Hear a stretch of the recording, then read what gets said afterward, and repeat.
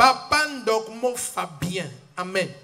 En 2014, j'ai eu une crise d'AVC et j'ai perdu mon emploi d'électrotechnicien car j'étais totalement paralysé. Je me suis donc retrouvé au chômage, sans argent, sans plus aucun avenir. Dans ces conditions de vie difficiles, mon épouse m'a quitté. Je dis pas, hey, il y a les femmes qui ne supportent pas la souffrance. Toutes les femmes ne supportent pas la souffrance. Ça ne veut pas dire que c'est une mauvaise femme, ça veut dire que c'est la qualité que, quand ça se gâte, elle va d'abord méditer. Amen. Avant que ta situation change et sa méditation finisse. Donc, mon épouse m'a quitté et j'ai commencé à déprimer au point où, en quelques années seulement, j'ai encore été victime de 5 crises d'AVC.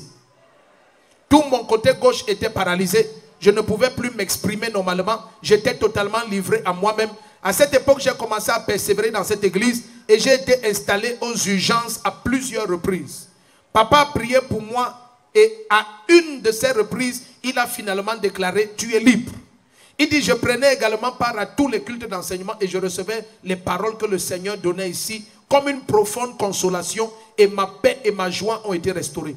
Au fil des jours, j'ai commencé à retrouver toute la mobilité de mes membres. Mon côté gauche qui était paralysé a recommencé à fonctionner normalement. J'ai recommencé à bouger mes doigts de la main gauche. Amen. À marcher et aujourd'hui, je suis totalement libre et restauré. J'ai de nouveau des projets pour ma vie. Mes enfants qui m'avaient abandonné sont tous revenus vers moi. Je suis libre, guéri. C'est pourquoi le cœur rempli d'une joie sans limite. Oh, je viens dire merci au Seigneur Jésus-Christ pour sa puissance à l'œuvre en ce lieu. Si tu dis Amen, ta vie change. C'est fini. C'est fini. C'est fini. C'est fini. Amen. Non, non, c'est fini, papa. C'est fini. Amen. C'est fini. La clé dans la situation, c'est de pardonner. Amen. Amen. C'est de pardonner. Amen. Amen. Qui connaît ce papa ici au quartier? Tout le quartier le connaît. Ceux qui le connaissent, levez-vous. Voilà, ils sont nombreux. D'autres restent assis, mais si tu te lèves, ce serait mieux. Amen. Donc, tu vois, quand plusieurs l'ont vu ici au quartier, abandonné seul dans la maison et tout, on savait qu'il va mourir. Amen.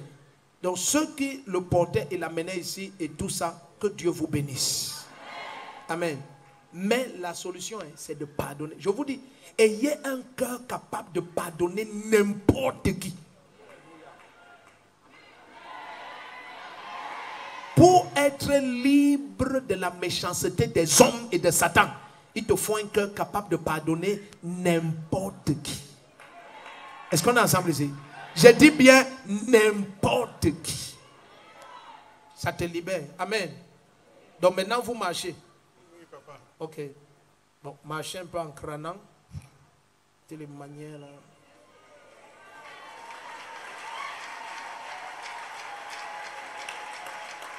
Donc, tu vois, ça veut dire que tout le monde savait que c'est fini. Quand tu fais 5 crises d'AVC en l'espace d'à peine 2 ans, on sait que c'est terminé. Amen. Donc, tonton Ariel, viens un peu. Tonton Ariel est parti. Tonton Anthony. Non, non, viens, toi-même viens. Toi-même viens. Pourquoi tu cherches quelqu'un? Viens. Amen. Alléluia.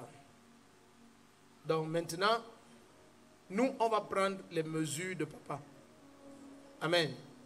On t'offre même 3 ensembles, vestes, les chaussures, tout. Amen. Alléluia. Amen. Non. Oh. Amen. Quand vous le voyez pleurer, ce n'est pas seulement la joie, c'est que le cœur aussi a été blessé par le rejet des hommes. Faites attention. Quand vous voyez, nous prêchons ici que faites attention aux hommes. C'est la seule entité que Jésus a dit de faire attention. Il n'y a aucun endroit où Jésus a dit de faire attention aux démons. Mais 3 fois Jésus a dit faites attention aux hommes. Parce que nous communions avec eux. Inconsciemment, nous pouvons dépendre d'eux. Et consciemment, ils peuvent nous détruire. Donc, quand vous voyez ce jeune homme qui vous dit ne dépendez jamais de personne, c'est une vieille sagesse divine. Tu vois comment on s'entend, on rit comme ça. Si tu fais n'importe quoi avec mon nom ou à mon adresse demain, ça me laisse à 37. Je ne m'attends à toi pour rien. Le premier qui dit amen, ta vie change. Donc, prends son numéro, les mesures, tout. Demain, 3 ensemble avec chemise, cravate, chaussures. Amen. Amen. Donc, et tu l'amènes chez le coiffeur, tout. Prends ça sur toi. Amen. Maman, si tu coordonnes ça, il faut qu'il travaille. Si tu dis amen, ta vie change. Okay, allô, je me nomme M. Ndormo Fabien, né le 5 novembre 1965 à Douala. En fait, je travaillais à l'entreprise GIA. Je suis technicien d'ascenseur, ascensoriste. J'ai eu ma première crise entre 2000. J'ai eu ma première crise en 2020, en 2014. Et entre 2014 et à nos jours, je suis à un total de 5 crises d'AVC. La première crise a eu lieu en 2014. Ce que je sais, à l'époque, je travaillais encore. J'avais une pick-up blanche. Je suis arrivé au bureau de moi-même avec le pick-up, conduisant le véhicule moi-même de ma maison jusqu'au bureau. Arrivé au bureau, j'ai trouvé la nécessité d'aller suivre un travail à la Guinness Van.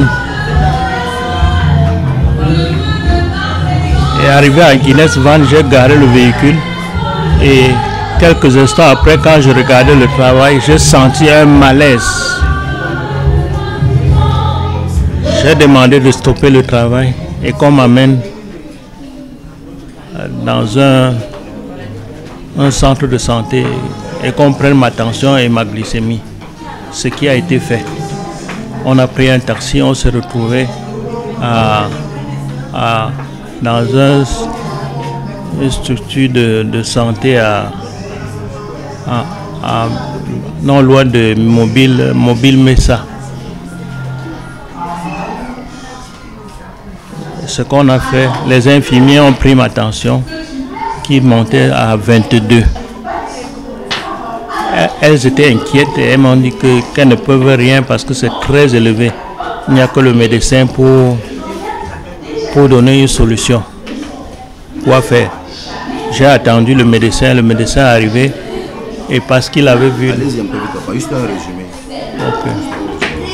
Parce qu'il avait vu la tension élevée, il m'a fait entrer et il m'a posé la question. Je lui ai répondu tout naïvement que j'étais en train de travailler, j'ai eu un malaise.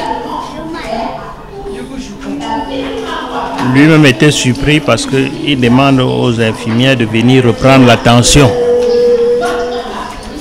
On a repris devant lui, c'était toujours à 22, mais aujourd'hui, je me retrouve en parfaite santé parce que le Seigneur m'a visité, a touché la main sur moi.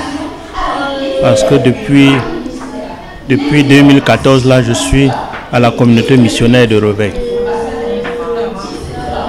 Plusieurs fois, j'ai été installé aux urgences. J'avais même les béquilles parce que la deuxième ou la troisième crise m'a paralysé les 2 pieds. Je n'arrivais plus à marcher, je marchais avec les béquilles. Qu'on conseille aux papas qui souffrent comme moi, je leur conseille de se diriger directement vers la communauté missionnaire de Réveil où il y a pas mal de conseils pour eux pour pallier à cette situation. Merci beaucoup.